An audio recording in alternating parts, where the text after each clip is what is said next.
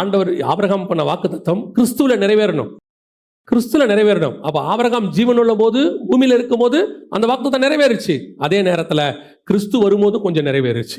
அது ஆபிரகாமுடைய மாம்ச கண்கள் பார்க்காது, ஆனால் காதுகள் கேட்கும். அவன் விசுவாசித்தான்.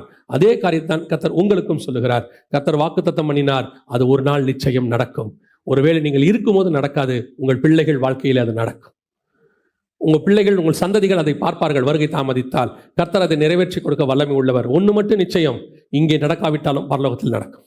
சிலர் சொல்றாங்க, ஆண்டவர் எனக்கு வாக்கு பண்ணியிருக்கிறாரு, அது நடக்காம எப்படி வருகை வரும்? ஆண்டவர் தான் எங்கிட்ட சொல்லியிருக்கிறாரு. ஆண்டவர் சொல்லியிருக்கிறாரு, அதை வருகைக்குள்ளாக நிறைவேற்றணும்னு அவர் உங்களுக்கு காலகட்டம்லாம் சொல்லலை. அதை ஸ்பிரிச்சுவலாகவும் நிறைவேற்ற வல்லமை உள்ளவராக இருக்கிறார்.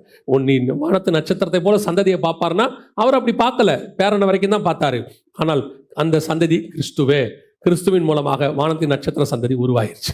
நீ தேசத்தை சுதந்திரிக் கொள்வாய்னா அந்த தேசத்தை மட்டும் சொல்லல, அஸ்திவாரம் உள்ள ஒரு தேசம் வருது, அதையும் ஒரு சுதந்திரிப்பார். கர்த்தர் சொன்னது அந்த காலகட்டத்தில் தான் நடக்கணும்னு அவசியம் இல்லை, உங்க காலகட்டத்துக்கு பிறகும் நடக்கும். அவர்களுக்கும் அது நிறைவேறும். உங்களுக்கு நிறைவேற வேண்டியது உங்கள் காலத்தில் நடக்கும், உங்கள் பிள்ளைகள் காலத்தில் நிறைவேற வேண்டியது அவர்கள் காலத்தில் நடக்கும்.